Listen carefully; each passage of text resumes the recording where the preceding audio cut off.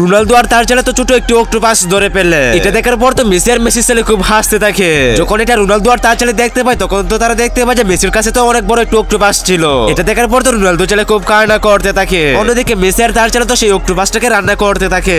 এসব কাহিনী দেখে তো রোনালদো ছেলে আরো বেশি কান্না করতে থাকে। তারপরে রোনালদো তার ছেলেকে সমুদ্রের পাড়ে বসিয়ে তো সে ডুবুরিদের পোশাক পরে তো সমুদ্রের নিচে চলে যায়। সমুদ্রের নিচে যাওয়ার পর তো রোনালদো ভিন্ন ভিন্ন ধরনের অক্টোপাস ধরতে থাকে। যখন রোনালদো অক্টোপাস গুলো ধরতেছিল তখন তো সে হতবাক হয়ে যায়, কারণ তখন তো রোনালদো সামনে একটি আলাদিনের জেরেক পরে রয়েছিল। তাই তো রোনালদো সেই জেরেকটি নিয়ে তো পানির উপরে চলে আসে। যখন এটা তার ছেলে দেখতে পায় তখন তো সেও তো হতবাক হয়ে যায়। তারপরে তো রোনালদো ছেলে সেই আলাদিনের জেরেকটার মধ্যে যখন গসতে থাকে তখন তো সেখান থেকে একটি জিন বের হয়ে চলে আসে। এটা দেখার পর তো রোনালদো আর তার ছেলে তো হতবাক হয়ে যায়। তারপরে জিনটা বলে যে তুমি যখন আমাকে মুক্ত করে দিয়েছো তাহলে বলো তুমি আমার কাছে কি চাও। তারপরে রোনালদো বলে যে তুমি আমাদের জন্য একটি জাহাজ তৈরি করে দাও। তারপরে জিনটা কত সুন্দর করে জাহাজটা তৈরি করে দিয়েছিল, চলুন দেখে আসি। আচ্ছা, তোমরা কাকে বেশি ভালোবাসো, রোনালদো, নেইমার নাকি মেসিকে? কমেন্ট করে দেখিয়ে দাও কার পাওয়ার করতে বেশি। কিন্তু যারা আল্লাহকে ভালোবাসো তারা এই ভিডিওতে একটি লাইক দিয়ে চ্যানেলটিকে সাবস্ক্রাইব করে দাও। তারপরে দেখতে পাচ্ছ সেই জিনটা তো রোনালদোর জন্য একটি জাহাজ তৈরি করে ফেলে। এটা দেখে তো রোনালদো আর তার ছেলে তো হতবাক হয়ে যায়। যখন এই মেসি ঘুমাচ্ছিল তখন তো দেখতে পাচ্ছে তাদের দিকে অনেক বড় একটি জাহাজ আসতেছে। এটা দেখার পর তো মেসি আর মেসির ছেলে তো হতবাক হয়ে যায়। অন্যদিকে তো রোনালদো আর তার ছেলে তো খুশিতে নাচতে থাকে।